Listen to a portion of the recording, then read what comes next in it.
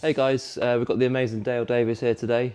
Just going to talk about bass and how he got into it, the gigs he's done, and all that good stuff. So yeah, good to see you, man. Hello. Thanks for coming in. Yeah, great to see you, Marcus. Yeah. So where did it all start? Well, I started playing guitar when I was 8, Okay. but and I gave up when I was 12. I had two pictures of Jimi Hendrix on my wall, and Yeah. I thought I'm never going to be as good as you. And it's one of those things that you realise over a lifetime that not many people are as good, Yeah. as good, Yeah. good as him. Special thing, isn't it? But I used to teach my brother and my dad bass lines at the same time, so we'd play along. I'd teach Oh, them the cool. bass lines, Yeah. Yeah. so I was always aware of the bass. But then when I was 12, I went to see Donovan. My mum was a massive Donovan fan, and Danny Thompson was playing double bass. And at that point, he just blew my mind Really? with the sound and Oh, everything. amazing. And that's when I got into. So did you do the upright thing first, or did you? No. I've got a double bass, but I don't play it that often. In fact, one of the artists that I was working with, she said, "Can you go and get one?" So I went and bought it, and never used it that much Yeah. really. Wicked. So how long did it take you to get your first sort of gig, or? My first gig, I started playing the guitar when I was 8, and I did my first gig 2 months later. Really? And and when I played the gig, I thought I didn't make any mistakes. I thought, and that's it. I want to be a musician. There you go. At 8, that's pretty good And going. I joined a band, and the lead singer, we were called the Young Rollers because we were based on the Bay City Rollers at the time, and Right. he wrote out these exercise books and telling us where we were going to go. And I remember walking down the road with my mum, coming home from school, saying, "That's what I want to be, a musician," at the age of 8. What did she think to that idea? Well, she always tried to discourage me because she didn't want to be a struggling musician like my dad. My dad was a semi-pro musician. Oh, He right. started playing when I was 2 years old, Wow. and then I used to do a lot of gigs with him, but I got to about 15, 16 and do a lot of function gigs with him. I thought, if I'm going to do this, I need to do more than functions, So Yeah. you go in through the kitchen and out through the kitchen. So Yeah. I wanted more than that. Yeah. So how long? So you picked up the bass at what age? I stopped playing music altogether when I was 12 after I stopped playing the guitar and just carried on. I used to play a lot of football, Oh, so nice. I'd always play football. And then when I was 14, a friend of mine at school, he was a drummer, and he said, "Dale, you got a bass, haven't you?" I went, yeah, which was my dad's old bass, which became my first bass. And he said, yeah, because the school band need a bass player. And I said, okay. So I joined that. And once I started playing bass, I ended up in about 4 or 5 bands, and I used to play Oh, wicked. every night. Was it all different genres at the time? Not really, because where I grew up in Reading, it was quite more folk and rock blues orientated. Yeah. And I did try to get into jazz, but I had a jazz bypass at birth, and it's never really been my thing. But Yeah. although I appreciate it. Yeah. Yeah. Of course. Of course. So like, obviously, you went on to work with some bigger artists. When did that sort of start? When did you get your first big gig? So my first big break came with Norman Cook, Oh yeah. Fatboy Slim. When I worked in Beats International, I got a lucky break where I wouldn't say it's a lucky break for the bass player at the time, but he was going on holiday, Okay. and they asked the drummer Shane Meehan chased me down for 3 weeks. It was in the days before mobile phones, and he chased me down and found me, and I said I was available to do it. So I went and did 2 gigs with Beats International, and they asked me to stay on. So Oh, wicked. So how long did you do that? I did that for 6 months, and then it turned into Freak Power. So I did that for a year. So I worked with Norman Cook for 3 years over the whole period, and then I had a strange thing. I'd got stabbed the year before, and I thought I need to improve my life. Yeah. I was coming home from a gig one night, and someone nicked my bike, but they No way. stabbed me in the arm at the same time. Oh, wow. So I thought to myself, I need to sit down and try and Yeah. do better in the financially and Yeah. improve my status. And then I got offered some work in Europe with a company called The Night of the Proms, and I was working with John Miles and Ollie Marlin from the Tina Turner band, and Oh, wow. so that That's cool. led me on to doing various big gigs. And I did that for 2 weeks, and Paul Young was on the gig, and then he when I got back the week later, he phoned me up and said, Dale, would you want to come on the road with me? And I said, yeah, of course, you know. He said, Yeah. and at the end of the conversation, he said, bring your fretless. So I went, yeah, okay. Yeah, you didn't have one, I guess. No, I did, yeah. Did you have one? Yeah, I had Oh, a right. WOW fretless then. Oh, yeah. Yeah. So I had a WOW fretless, and I thought, okay, I'll bring it along. And, you know, I Yeah. did that I've been doing it on and off for the last 30 years, but I worked for 5 years solidly with him at that So what point. sort of year was that when you first got involved with Paul? 94 to... Okay. Yeah, I worked solidly with him to about 99, and then I've been doing it on and off since then. Sometimes he calls me up when his regular bass player can't do it. Oh, okay.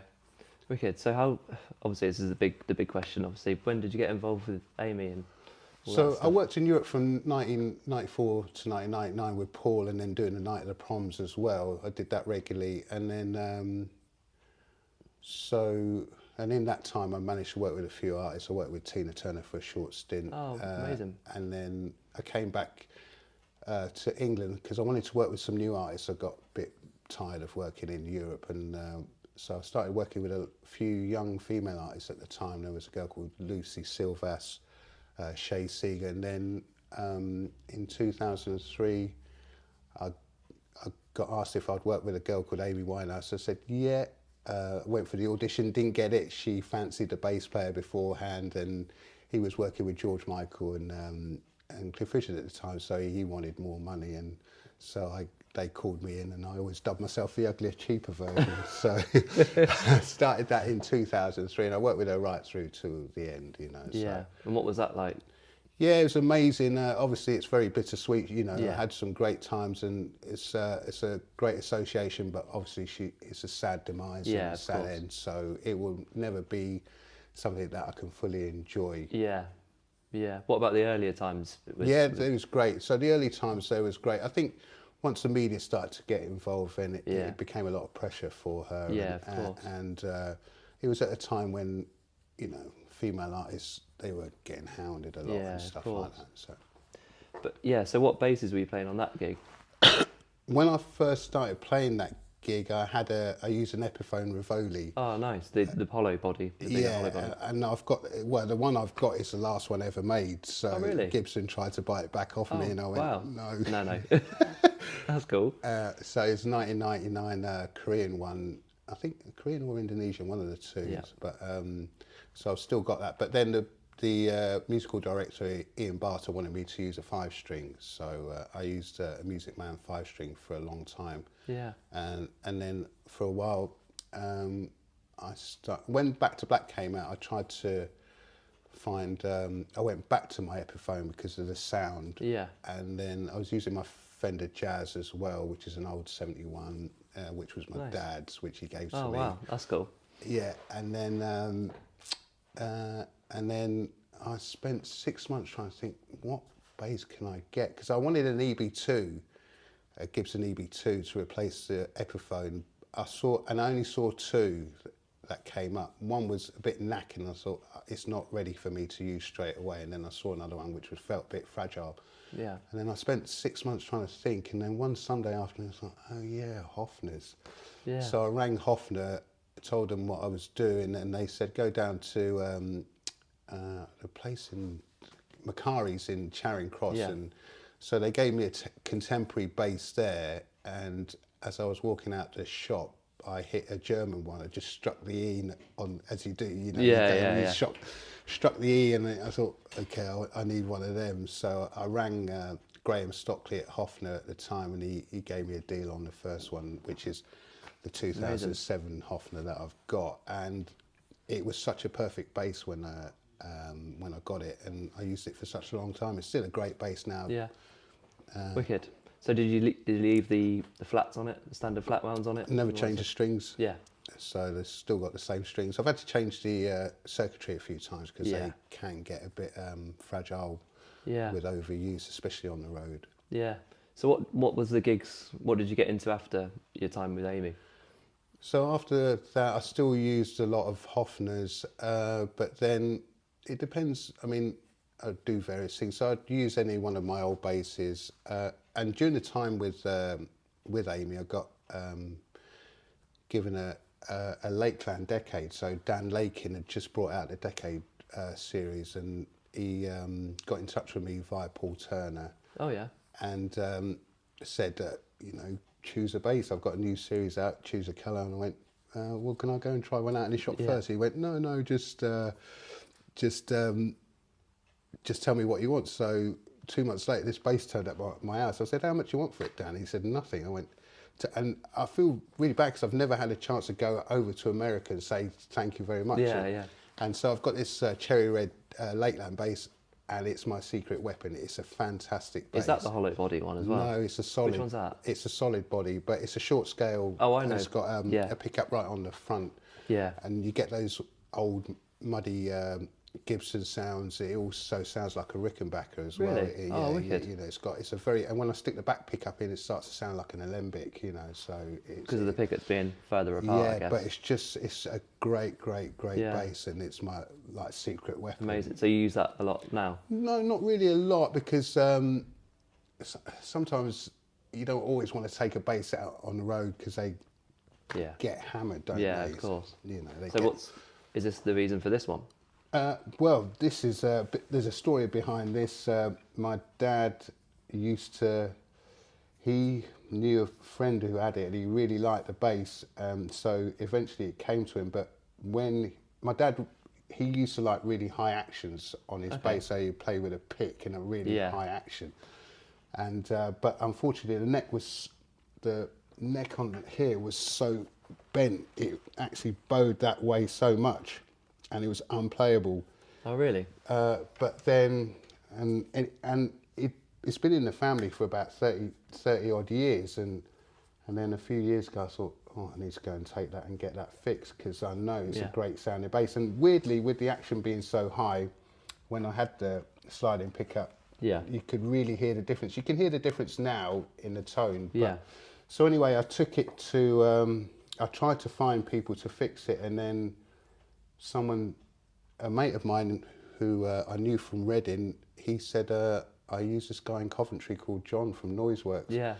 And I went, okay, I've been to his shop before, and he bought a guitar for him. So I took it to John last March, and he took the neck off, stuck it in a clamp for 2 months, and he said that someone had mucked about with a truss rod, and so he had to rebuild part of the truss rod and shim some of the frets down. And he gave it to me back, and I couldn't believe what a great job he did on it. Yeah, he's great. He's really good. He's absolutely amazing. And because it's such a simple bass, and now I don't use an amp, too old to use an amp to carry an amp. Don't want to lift it up. So I just use a monitor, and because I don't have anything other than a lead going into the monitor, I want a bass that can give me that sort of sound straight away, and it's quite a middly sound as well. So and it's such a simple bass, and I've discovered it's an old 74. I know Gibson aren't great with their histories and stuff like that, but it's been a fantastic bass, and I've been using it ever since I got it. Amazing. And obviously it's got the family history for you as well. Yeah, but it means a lot. Yeah, so it got fixed last May, and I haven't stopped using it since. Amazing. So what gigs are you doing at the moment? Well, we've been working with the Amy Winehouse band since 2016. We've got a singer, so we go out and play our tunes, and it's been busy for the last, well, especially coming out of COVID, it's been busy, and we were all involved on the Amy film that came out last year. We played we replayed a lot of our old songs from live concerts, so that Marissa, the singer, the actress, could sing on it. Oh, okay. And then as a result, you know, the popularity's picked up again, and we're still doing gigs. So. Yeah, and they're great songs, aren't they? So. Yeah.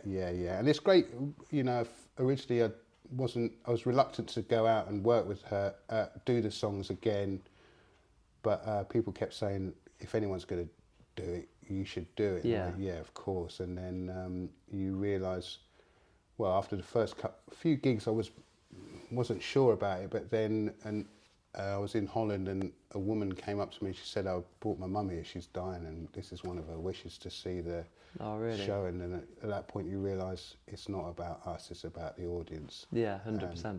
And the audience love it, you know, and you can see the emotional impact it's got on people. And since the film's come out, you've got a younger generation, you know, that you're getting a lot of teenagers coming out to see the show now. That's really good. Yeah, that's really good. So do you cover all the music? Yeah, mostly the first two albums, because we tried to keep it as it would have been with Amy. So the posthumous album, a lot of the songs she never played, so we don't Okay. really play them. So we try and give the original experience. Yeah. And how many of the guys in the band are the original? Everyone. Really? Yeah, yeah. Oh, that's really cool. Yeah, so you get that spirit, you get that feeling of Yeah. what it was like back then. Yeah, that's amazing. So did the lineup change much? Yeah, well, I was the only bass player, you know, I was there right from start to finish. I was the only constant. The lineup did change over the years, but Yeah. I was the only constant throughout the whole That's thing. really cool. So are you doing any other gigs at the moment, or any sessions or anything? I've been doing a bit of production. I've been working with a country artist, so I produced her album, a girl called Savannah Gardner, and then I'm working with a friend of mine, Carly Bryant, trying to do some work with her. She used to work in Freak Power as well, so it's Yeah. quite an alternative sounding record. So I'm looking forward to finishing off That's that. great. That's good that you're staying busy though, man. Yeah, well, especially coming out of COVID, I didn't expect to work again, so I'm grateful, especially in my advancing years, that I'm Yeah. still working. No, it's great, man. Well, thanks for coming in, man. It's been great to hear some stories and stuff. Good to see you, Nice man. one, Marcus. Brilliant.